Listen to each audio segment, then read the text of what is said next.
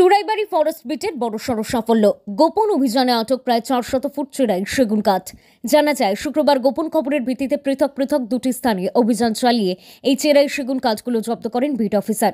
Beat officer Ashutosh Malakar এই গোপন খবর পেয়ে প্রথম অভিযানটি সংঘটিত করেন চুড়াইবাড়ি কালাচাঁদপাড়া সংলগ্ন দেবুদেবের বাড়ির পাশে। সেখানে অবৈধ মজুদ প্রায় 150 ফুট চোরাই সেগুন কাঠ উদ্ধার করে চুড়াইবাড়ি ফরেস্ট অফিসে নিয়ে আসেন। এই চোরাই কাঠগুলির মালিক পাওয়া না গেলেও বিটকর্তা জানান, দেবুদেব এই কাঠ ব্যবসার সঙ্গে জড়িত, তাই কাজগুলি ওনারই হবে। অপর অভিযানটি সংঘটিত করেন পূর্ব ফুলবাড়ি এলাকার খাদিমপাড়ার হান্নান মিয়ার বাড়িতে। সেখানে অভিযান চালিয়ে আরও প্রায় 200 ফুট চেরাই কাঠ উদ্ধার করা হয়। সেখানে অবশ্য কাউকে আটক করা না গেলেও যেহেতু হান্নান মিয়ার বাড়ি থেকে কাজগুলি উদ্ধার হয়েছে, তাছাড়া সেও এই ব্যবসার সঙ্গে জড়িত, তাই কাজগুলো তারই।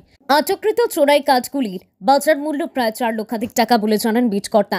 এদিকে তিনি আরও জানান, এই চেরাই কাঠগুলি কাঞ্চনপুর কিংবা দামছড়া এলাকা থেকে নিয়ে আসা হয়েছে এবং সেগুলি অসমে পাচারের উদ্দেশ্যে কাঠ মাফিয়ারা এই বিপুল পরিমাণ চোরাই কাঠ এনে মজুত করেছে। বন আইনে একটি মামলাও রুজু করা হবে বলে জানান তিনি। তাছাড়াও একটি টুকটুকে করে পাচারের সময় আরও কিছু পরিমাণ চোরাই কাঠ আটক করা হয়। সব মিলিয়ে কাঠ বিরোধী অভিযান অব্যাহত থাকবে বলে জানান beat officer. Bureau report, news অবিকল। একটা অভিযান চালাই দুই জায়গাতে, দুখানে আমরা সাফল্য পাই।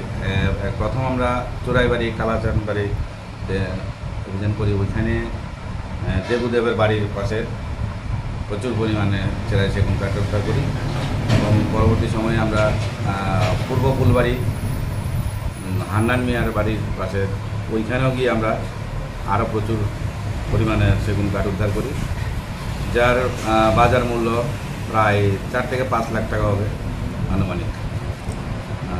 পাশাপাশি আমরা কালকে আরেকটা সফলতা পাই, একটি টুকটুক গাড়িও সিজ করি, যার মধ্যে প্রায় কাঠ ছিল অনেকগুলা। কত ফুট কাঠ হবে? টোটাল 4 থেকে 5 কাম। কাউকে আটক করতে পেরেছেন? না, কাউকে আমরা আটক করতে পারিনি স্পটে।